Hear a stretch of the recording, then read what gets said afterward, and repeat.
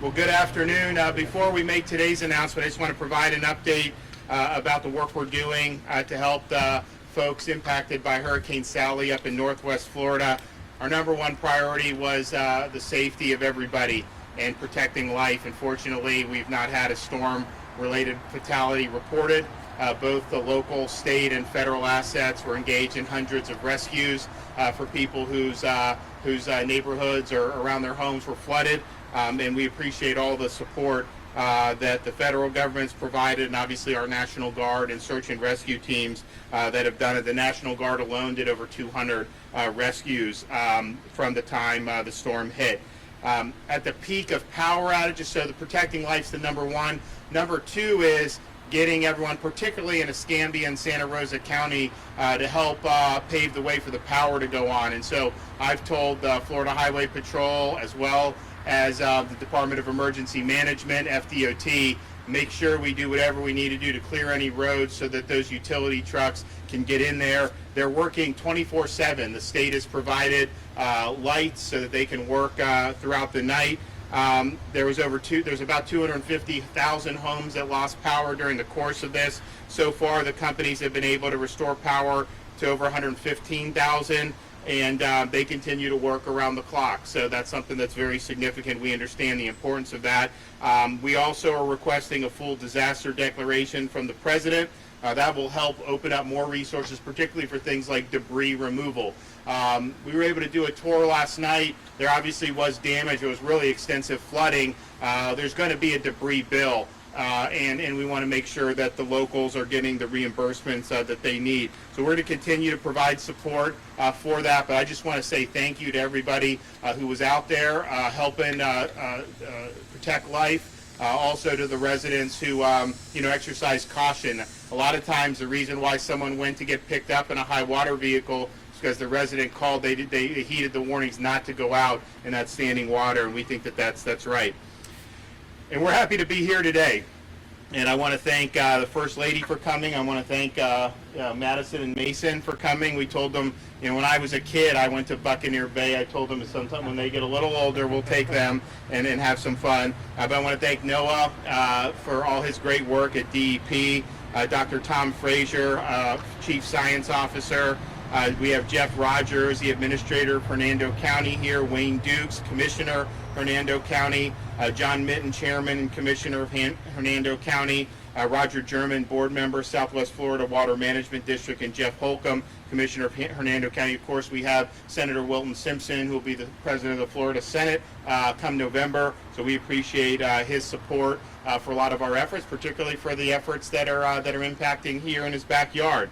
The springs of Florida are a huge part of what makes Florida Florida. It's an iconic part of our natural resources. We have more large springs than any other state in the country, including Weeki, Wachee, and other nationally known springs like Silver Springs, Rainbow Springs, and Wakulla Springs. We probably have more total springs than any other state in the country. One of our top priorities in our administration has been to improve water quality in Florida, and there's no way you can do that effectively without also devoting resources to springs restoration. And so today I'm happy to announce that we are in the process of finishing an unprecedented 2-year investment of $150 million in Florida springs. We did $100 million last year and an additional $50 million this year. We've obligated all $50 million dedicated to springs projects for the year, and we're happy today to be able to cut the first check of $3.7 million right here to Weeki, Wachee. So here we go.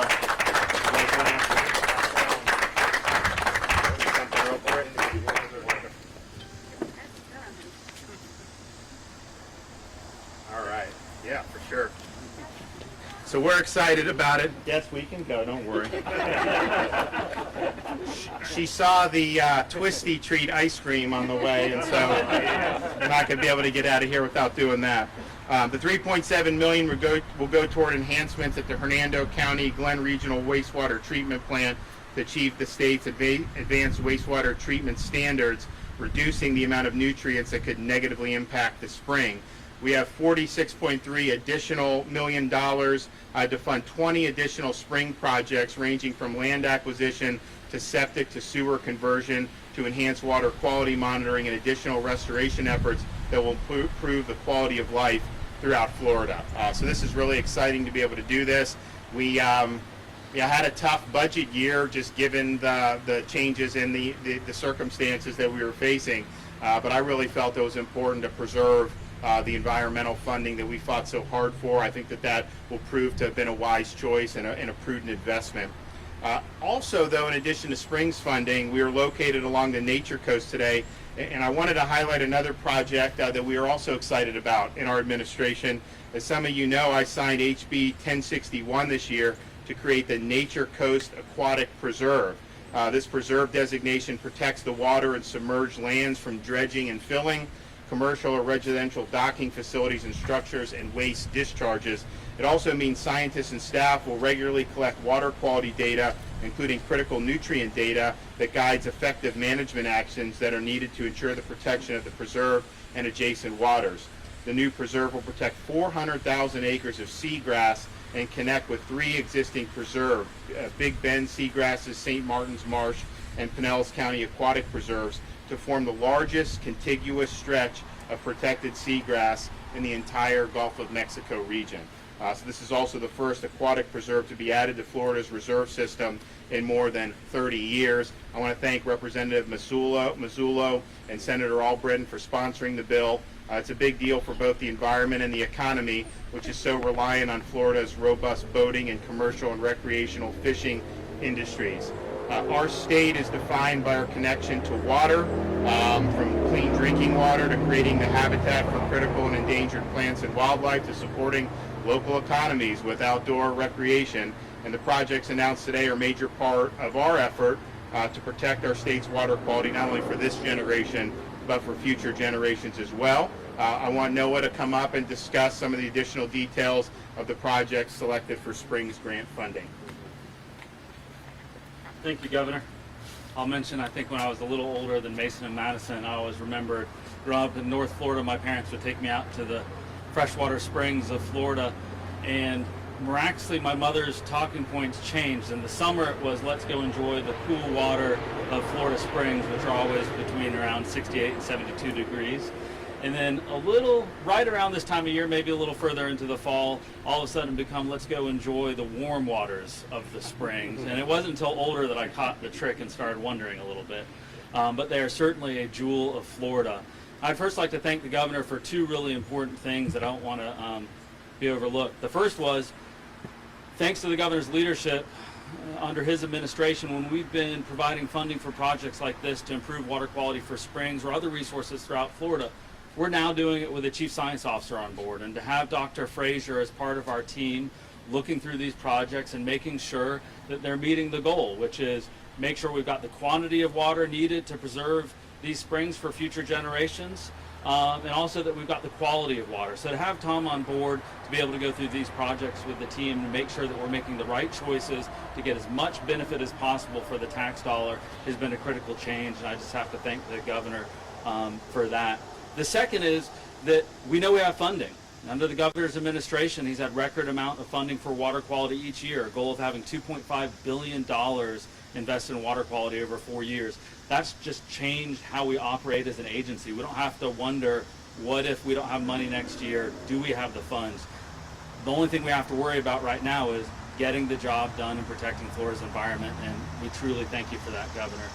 The project that we're talking about today is a great example. So with the county's investment also, the state bringing $3.7 million to the table, the county also investing a significant amount of funds, we'll be able to see the regional wastewater treatment plant move to an advanced wastewater treatment, which means for nitrogen, total nitrogen, you'll see levels of around 14 milligrams per liter, which was where we are today, go all the way down to 3 milligrams per liter, which is critical to maintaining water quality and seeing springs like Weeki, Wachee be around for future generations in the same quality that we remember them.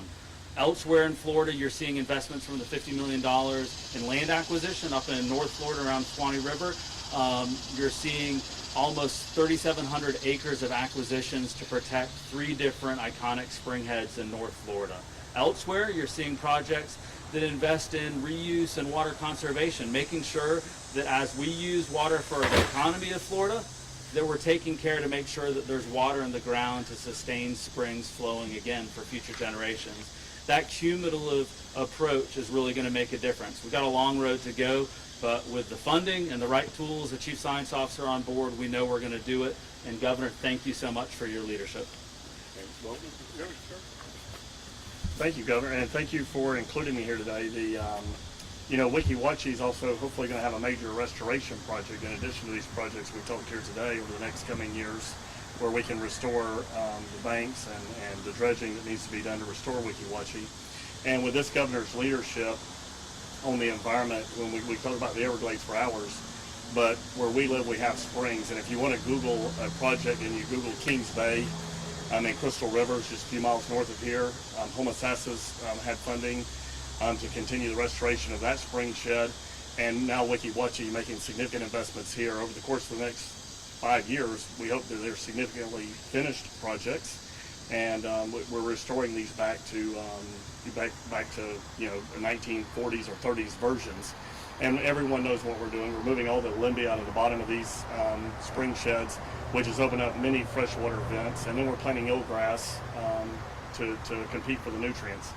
And this governor's been a champion on not only those projects, but the septic sewer projects.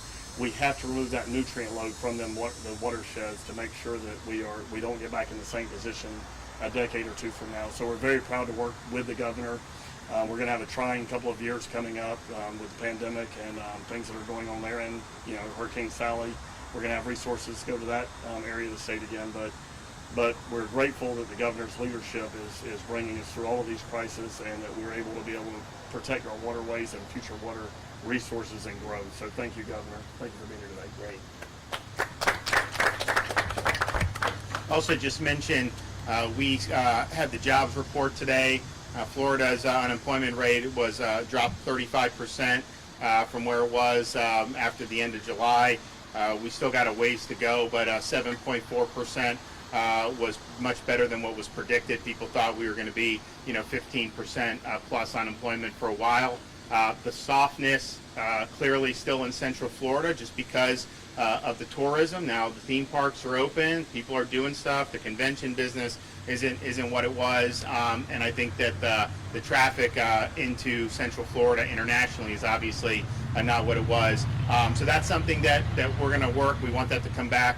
And then Southern Florida, I think soft. I think that's probably more related, to some of the local business rules that have been done. And I think we really need to get them moving again going forward. But all in all, I think we've kept things going. The state, everyone, and there's no state restriction on anybody going to work or anything. We want people to be able to be successful, earn a living, have their business be successful, and we're going to continue working with everybody to get us back to where we need to be. And with that, I can take a question or two. Governor, any COVID updates for schools? Yeah, I think that a couple things we can say. Schools opened. The first school started opening over a month ago, and clearly the the COVID numbers have gone down since then. Today, I think we've reported a little bit over 2,300 COVID positive patients being treated in Florida hospitals. So that's out of almost 65,000 licensed beds. So it's under 4% of the beds are occupied by COVID positive patients, and that goes down, it seems, about 10% every week, and so we think that trend is going to continue. We continue to see low levels of visits to the emergency department for COVID-like illness symptoms, which is probably one of the biggest leading indicators of that. And I've asked the Commissioner of Education to work with the health about providing some of the analysis on what's happened with schools, because I think the result has been very little secondary transmission. And I think that'd be good information for people to have. So I know they're working on getting that data and putting it out, but I think by and large, I think the K through 12 has gone well. We have over 1.1 million kids in person. That obviously is going to increase significantly with Dade and Broward coming online probably sometime the end of this month, beginning of October. Palm Beach is starting up, I believe, on Monday. So that'll be really, really good. It's important to give parents this option. to have the in-person schooling. And I look around the world and our country and the places that have done it. They've done it. And unfortunately, this is not a disease that targets the young. It tends to target the old. It doesn't mean that there's 0.00, but the risk is low, lower than seasonal influenza. So that's something that we got to have that option. Now, not all parents have chosen that, and that's totally fine. We want to give them the ability to do what they want. But I would say, just having talked with folks in school districts, charter schools, private schools, that initial choice is made about in-person or not. And then as that school goes and kids are in, it's almost always the distance learners who are asking, hey, can I get my child in person? Very few in-person shift to distance once they're there. And I think it's just important for kids to be able to be there, learn, be there with other kids. And so providing that option was something we really wanted to do. We're glad we were able to do it, and we think it was the right thing to do. Governor, on Monday, bars open 50%. How are things going with that? Does it seem like everybody's complaining about it? I think I have not heard any major reports. We did have bars, open who a lot of them just switched to serving some food. So that had been open the whole time when they did that. Some of the other ones just didn't do it. So then they're going to start to do it. But I think they're going to do well. But I think people look. People have a right to work and earn a living, and I think you can't just say no.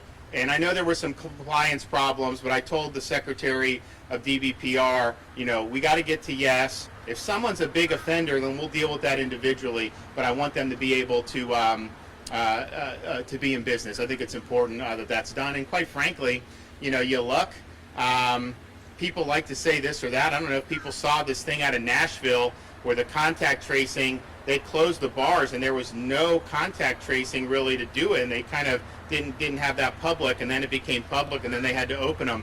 So I think sometimes people just try to point to things. I'm not saying there haven't been any transmissions, but you look at areas that have never had bars open, and they seem to have the same basic structure of the curve that the folks that have had it. So I want people to be in business. I think it's important. All right, thanks everybody. Appreciate it.